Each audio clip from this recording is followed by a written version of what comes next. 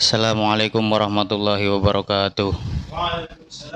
Wassalamualaikum Nabi Mustafa Sayyidina wa Maulana Muhammad wa ala alihi abai wa ummati wa andurati wa akmani nabi wa mursalin wa alikulin wa sabiqulan bin wa tabi'ina umbisani ila yaumiddin.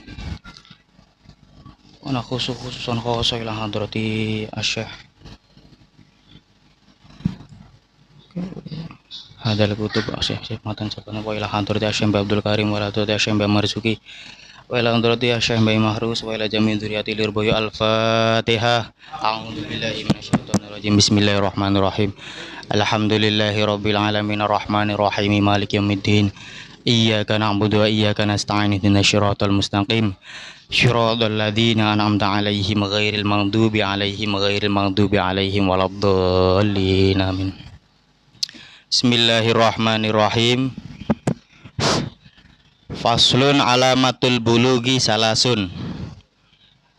Fasal yang menerangkan tentang tanda-tandanya baligh itu ada 3. Tamamu khamsa asyrata sanatan bidzakari, sempurnanya umur 15 tahun bagi laki-laki, wal ungsa dan perempuan, wal ihtilam bidzakar, juga mimpi basah bagi laki-laki.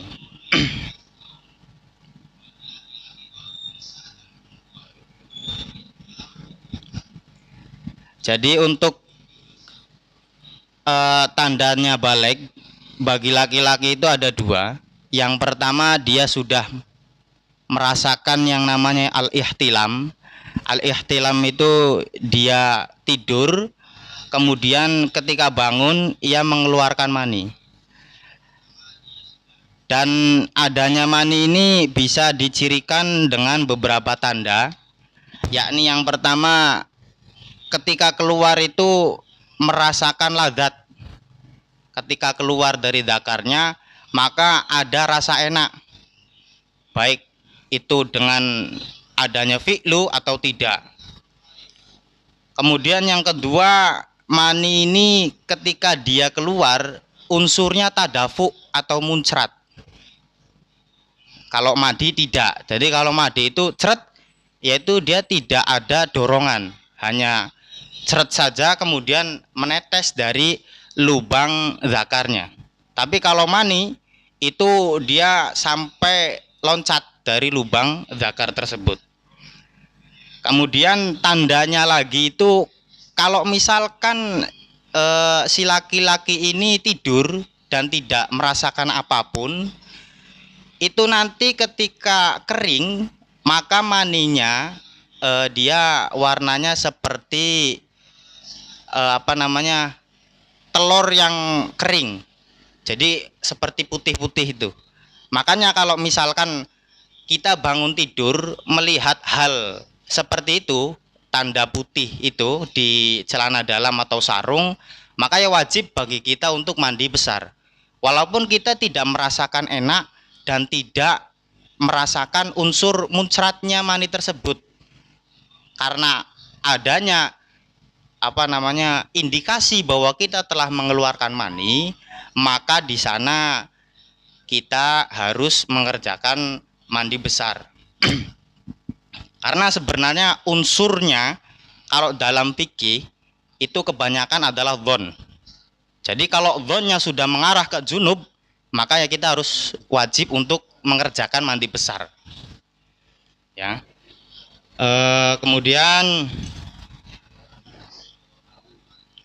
kalau di sarahnya ahaduhuma tamamu khamsa asrota qamariyatan tahdidiyatan bittifaqi fid dzakar wal unsa wabtidauha min infisali jami'il badan. Jadi penghitungan 15 tahun itu dari si laki-laki tersebut infisol atau keluar daripada perutnya si ibu. 15 tahun ini adalah 15 tahun Qamariyah atau Hijriyah.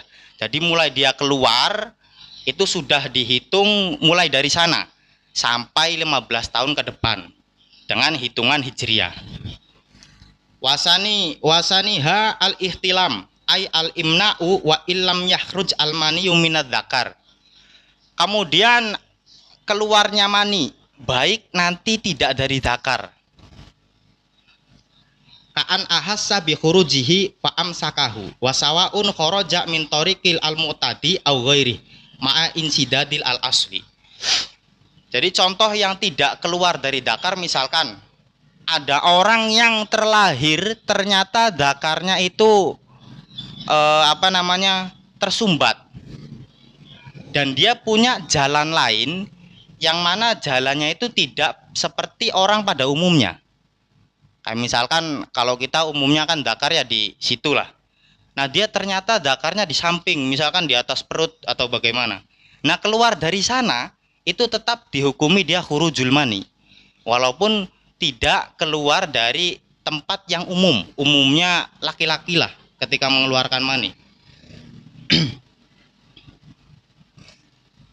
Wasawaun kana fi naumin au yaqdotin bijima'in au ghairi. Baik nanti keluarnya dia saat tidur atau ketika sadar seperti sedang jima ataupun yang lainnya. Ya, atau selainnya jima berarti apa? Ya mungkin dia memakai sarung kemudian tergesek-gesek sarungnya karena BHS halus, akhirnya keluar mani, ya itu juga bisa. Fidzakari wal ungsa litis isinin komariatan tahdidiyatan ingdal baijuri wasyirbini waladhi iktamadahu Ibnu Hajar wasi'al Islam anaha takribiyatan wanaqala Abdul Karim an Romli anaha takribiyatan fil ungsa wa tahdidiyatan fidzakar. Kalau untuk perempuan ya menurut Imam siapa tadi, untuk Imam Abdul Karim yang dinukil dari Imam Romli, itu untuk perempuan sifatnya hanya sebuah patokan saja.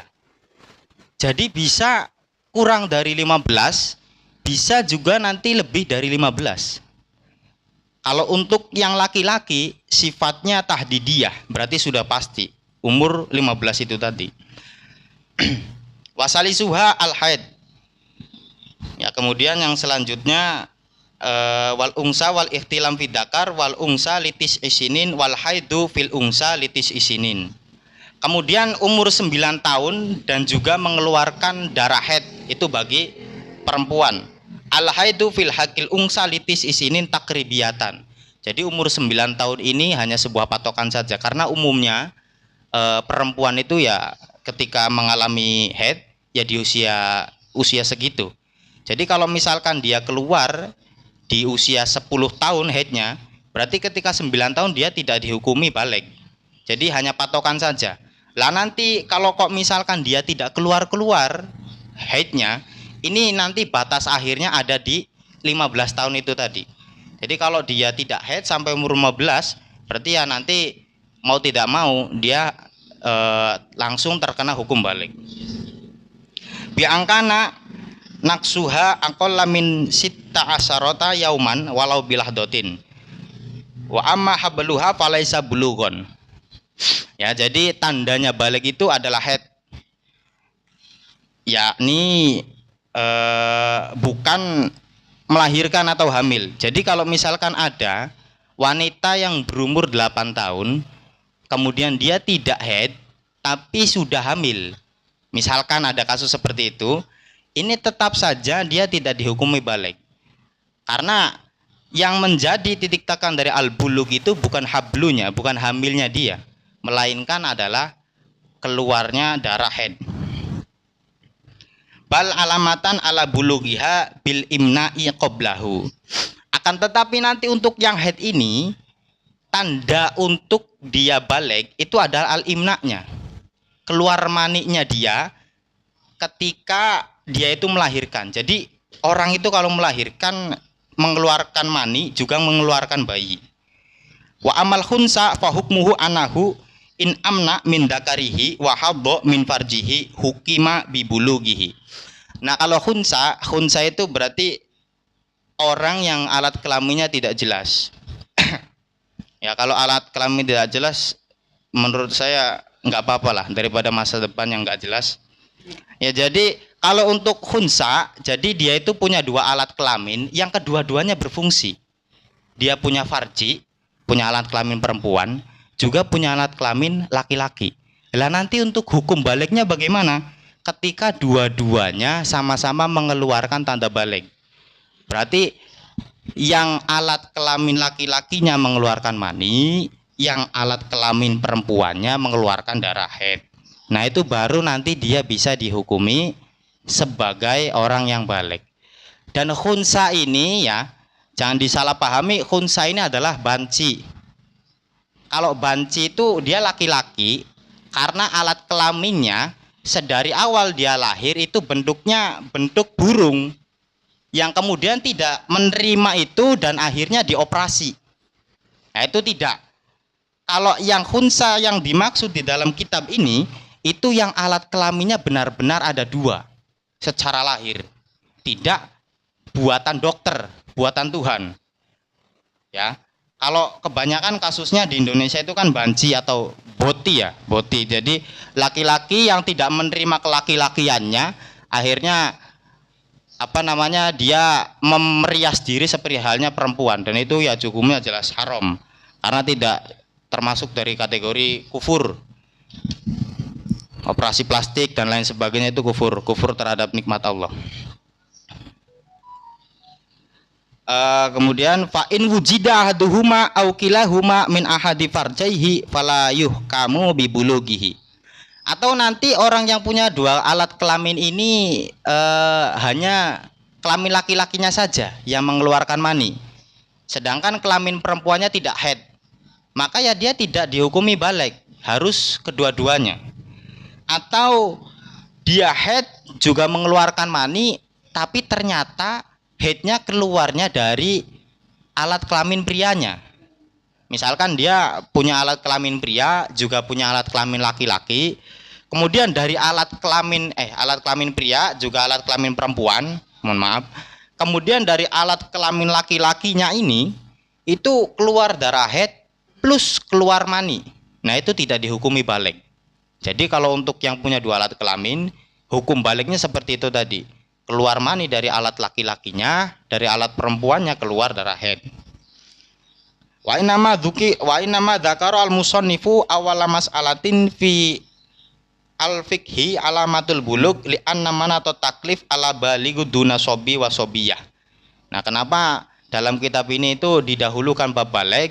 Karena untuk yang selanjutnya itu membahas tentang sesuatu yang hukumnya nyangkut pada hal-hal yang berbau taklifiyah, contoh sholat, zakat, dan lain sebagainya. Nah, untuk sebelum ke sana kita memahami dulu kategori-kategori orang-orang yang nanti terkena hukum taklif itu.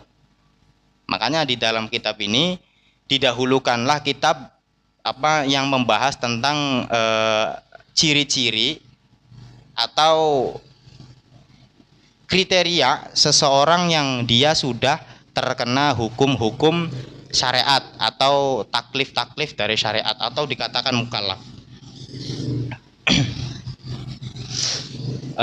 Kemudian lakinnya jibu ala sabilil fardil kifayah ala aslihima ad-dzukuri wal inas ayyak murahuma bisolat wa ma tatawaqqafu alaih. Tapi lantas tidak, toh nanti misalkan ada anak kecil yang belum balik kemudian dibiarkan saja untuk tidak sholat, ya tidak. Maka ya tetap hukumnya bahkan fardu kifayah ala aslihima ad-dzukur wal inas.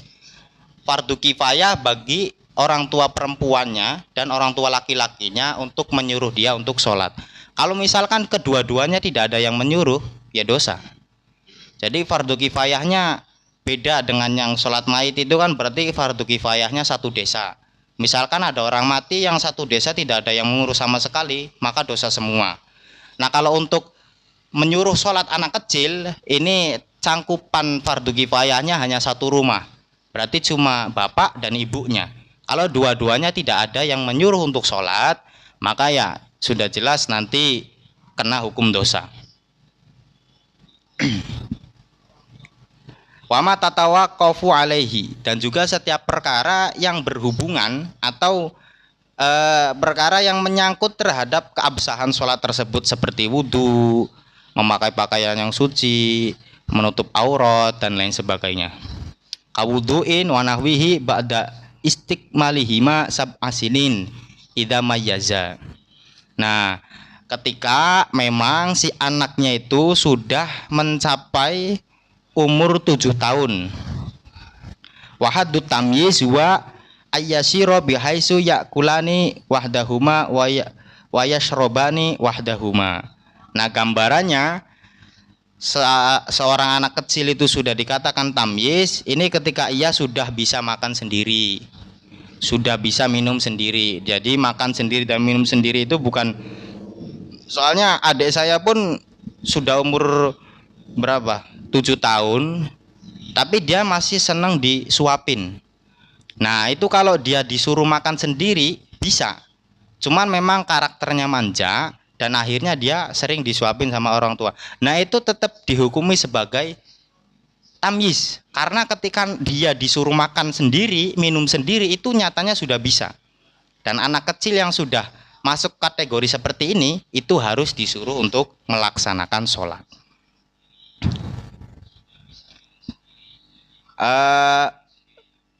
Wayas tahjiani wahdahuma fala yajibu al amru idza mayyaza qabla sab'i bal yusannu. Nah, nanti kalau anaknya sudah bisa makan sendiri atau sudah dihukumi tamyiz tapi umurnya belum 7 tahun. Lah, ini hukum menyuruh dia untuk sholat itu hanya sebatas sunnah. Tapi tidak lantas kok nanti ditinggalkan karena lah cuma sunnah.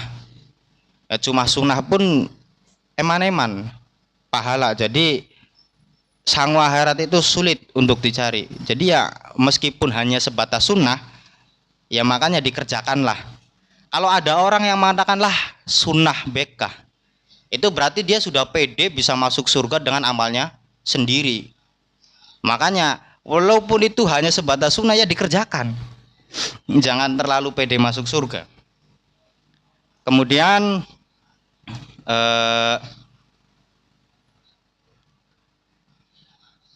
wa ayyamurahuma aidon bisara iddin adz-dzahirah nahu saumi idza ataqa wala budda ma'asigotil amri minat tahdid. Kemudian selain sholat juga harus memerintahkan hal-hal yang berkaitan dengan syariat seperti puasa ketika memang kuat. Nah, kalau di umumnya di daerah sini biasanya anak kecil disuruh puasa meskipun sampai zuhur ya, atau sampai asar saja, atau setiap zuhur dan asar minum. Nah, itu bagus.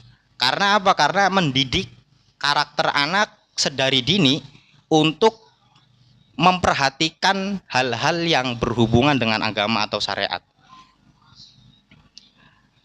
Kemudian selain anjuran memerintahnya, selain dengan sigot perintah, menggunakan kata-kata perintah untuk sholat misalkan, juga harus dibarengi dengan tahdid, menakut-nakuti. Contoh,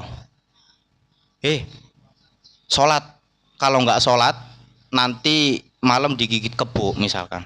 Nah, itu perlu, karena memang anjuran di kitabnya seperti itu. Jadi bisi gotil amri wa tahdid, harus ada unsur menakut-nakutinya. Ya, jangankan anak kecil, Nabi saja dulu ketika beliau berdakwah dengan orang kafir itu ya ada unsur tahdid, menakut-nakuti dengan apa namanya, dengan dosa, menakut-nakuti dengan neraka. Nah, makanya diterapkan sedari dini supaya apa? Hikmahnya supaya anak kecil itu tidak terlalu meremehkan terhadap syariat. Karena begini, sesuatu yang kita sukai dengan sesuatu yang kita takuti itu usaha untuk apa namanya, kalau untuk yang disukai usaha untuk mendapatkannya ya. Kalau untuk yang ditakuti usaha untuk menjauhinya, itu malah lebih besar yang menjauhi. Kayak misalkan contoh saja saya pengen kaya kon, tapi doanya, sholatnya itu tidak terlalu kenceng. Beda dengan rumah sakit, ada saudaranya mau meninggal gitu ya, itu dia doa sampai nangis karena takut kehilangan saudaranya. Makanya justru tempat di mana doa paling tulus terpancar itu bukan tempat ibadah, melainkan rumah sakit. Ya karena itu, karena perkara yang ditakuti itu sebenarnya paling besar dampaknya pada diri kita daripada apa yang kita inginkan. Ya jadi ya itu kaitannya untuk masalah tamyiz atau baligh. Jadi nanti ketika yang sudah punya anak ya, kalau saya alhamdulillah belum menikah dan insya Allah akan. Jadi nanti kalau kita punya anak ataupun apa, jadi ya itu sebelum dia baligh diperintahkan untuk melakukan hal-hal yang berbau syariat. Ya utamanya itu tadi sholat atau yang lain-lainnya. Juga nanti ketika memerintahnya itu harus dibarengi dengan sigot tahdid, menakut-nakuti. Kayyakula lahuma sholiya wa illa dorob tukuma wa ayyu allimuhuma anna nabiyya wulida bi Makkah wa ursila fiha wa mata fil Madinah wa dubina fiha wa yajibu aidon ayyadribuhuma ala tarki dzalik dorban ghairu mubarrah fi isna'il asyarah. Nah, kalau misalkan ada anak yang sudah berumur 12 tahun, kemudian dia belum baligh, lah kemudian dia itu meninggalkan sholat, maka hukumnya wajib wajibu aidon ayadribuhuma ala tarki dzalik, wajib untuk dipukul, tapi pukulannya ghairu mubarrah, yang tidak menyakiti. Contoh menggunakan cemeti yang kecil atau menggunakan apalah, jangan menggunakan balok, yaitu sudah jelas lumpuh. Jadi menggunakan biting atau apa ya sekiranya untuk menakut-nakuti saja ya. Yaitu wajib hukumnya untuk memukul dengan pukulan yang ghairu mubarrah, yang tidak sampai menyakiti si anak. Ba'da kamali tas'il ihtimali bulughi fi, setelah memang dia fi isna'il asyarah, di tengah-tengah umur 10 tahun, setelah dia sempurna umur 9 tahunnya. Berarti kalau sudah menginjak 9 tahun mau ke 10 tahun dia tetap belum melaksanakan sholat, maka wajib bagi orang tuanya untuk memukul anak tersebut dengan pukulan yang tidak menyakiti. Wali mu'alimi aidon al amru ladorbu illa biidnil wali. Nah, bagi gurunya boleh melakukan hal tersebut ketika diizinkan oleh walinya. Wali ya berarti kalau misalkan dia sudah tidak punya orang tua ya paman. Kalau misalkan masih ada bapak ibunya ya bapak ibunya. Ya berarti guru-guru madrasah boleh memukul muridnya ketika memang diizinkan oleh orang tuanya, dengan catatan pukulannya itu pukulan yang sifatnya tidak menyakiti. Contoh anggo biting sapu kah, cukup sijibai atau loro. Ya. Jadi ya meskipun secara nalar wah itu tidak berefek apa-apa ya beda. Anak umur 9 tahun 10 tahun dengan kita yang sudah berumur segini. Nah, mungkin kalau kasusnya yang tidak mau sholat umurnya sudah 20 ya itu mungkin kebukannya pakai balok ya. Mungkin cuman nggak ada di kitabnya, nggak ada, ini cuma karangan saya saja. Tapi kalau untuk mu'alim itu kewajibannya hanya untuk memerintah saja.